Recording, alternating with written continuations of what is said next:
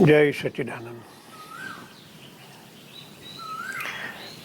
पिछले प्रवचन में अहम और आकांक्षा, जब अहम का निर्माण होता है, अहम था नहीं। जब आदमी का जन्म होता है, बालक का जन्म होता है, अहम तब से बनता है जैसे ही उनके निकट के माँ बाप उनके अंदर शब्द का बीज बोते हैं। शब्द, मैं इसलिए शब्द का उपयोग कहता हूँ, जो भी शब्द निर्मित है ब्रह्मांड के अंदर, जब उनका उपयोग माँ बाप करते हैं, शब्द कहाँ से आए? माँ बाप के अंतःकरण से। जब बालक को देखते हैं तब की उनकी मनोभावना, बहुत गहराई से चिंतन करने की बात है। पहला शब्द का उपयोग जब माँ बाप करने के इच्छुक होते हैं, जिस तरह आज के जमाने में बालक को नर्स लेकर उनके पिताजी के पास कुछ आशा से लेके जाती है, नर्स भी कुछ मिलेगा। अरे आपके यहाँ लड़का पैदा हुआ। जो आशा के तरंग बालक को उठाया, उनके साथ जुड़ा। अब ये दो भाग हुआ। उनके पिताजी को बताते, देखो आपके यहाँ लड़का पैदा हुआ। तो पिताजी की जो आकांक्षाएं हैं, जब बालक गर्भ में होता है तब से पिता एक अलग प्रकार की सोच में होता है। मेरे यहाँ लड़का हुआ तो मैं उनको डॉक्टर बनाऊंगा। जब उनको मालूम पड़ गया ना, सोनोग्राफी करा लिया तो मालूम पड़ गया ये तो लड़का है, तो उनकी अपेक्षाएं, आकांक्षाएं डेली चिंतन में आती है। भगवान नहीं आते तब, ये जरूर आती है कि ये लड़का को मैं डॉक्टर बनाऊंगा, इंजीनियर बनाऊंगा।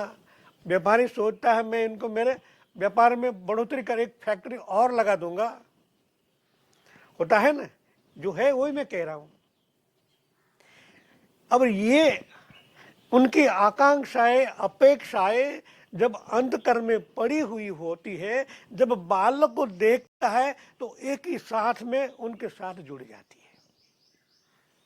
जन्म हो गया अहम का। किसने बोया बीज? उनके ही पिताजी ने। निर्दोष है, उनके अंतःकरण में अभी कुछ नहीं है। तब जाके बीज बोया गया माया का, अहम का, अपेक्षाओं का।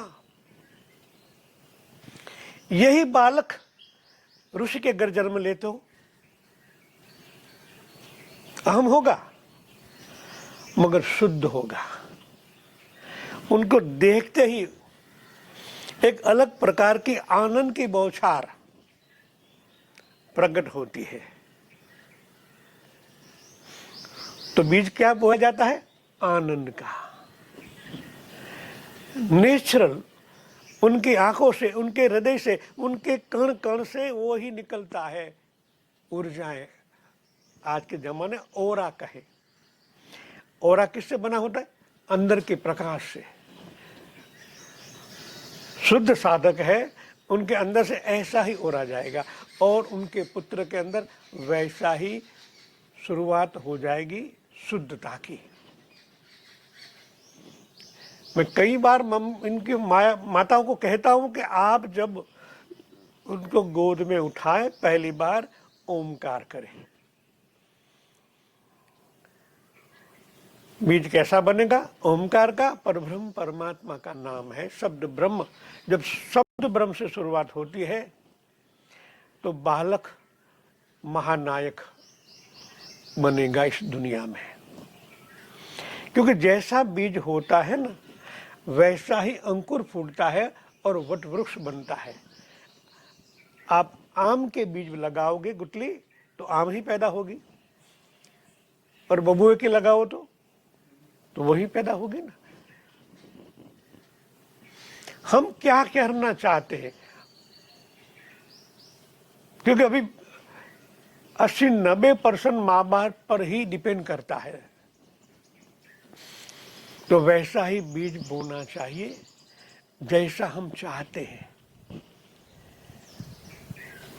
हम खुद चेतन है, एक परमात्मा के अंश है। वो जानकारी सतत हमें होती हो तो हम ऐसा ही बीज उनके अंदर बोएंगे तो वो भी महासिद्ध पुरुष बनेगा। और वैसा ही आज साइंस तो यही कहता है, आप जैसा विचार करते हो वैसे ही तरंग ब्रह्मांड में आप जोड़ देते हो, नेगेटिव पॉजिटिव। तो पॉजिटिव का चिंतन और सिंचन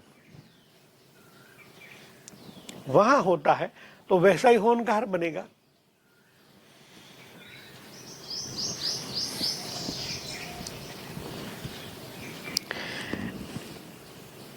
अहम का बीज बोते हैं तो बालक के अंदर नाम और यश,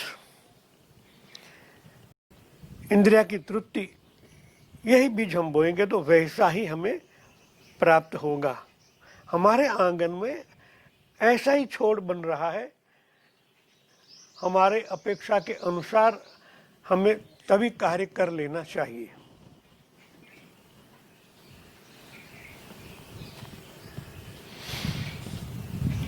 अहंकार की पूर्ति कभी नहीं होती, यह सतत चलने वाली प्रक्रियाएं हैं।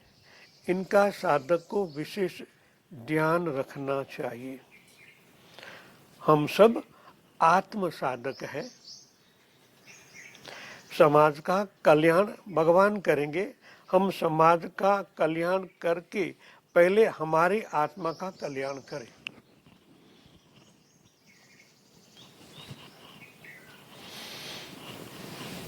समाज कई व्यक्तियों से बनता है और कई व्यक्तियों के अंतःकरण में जो पड़ा हुआ है वैसा ही पोषण बालक को मिलता है।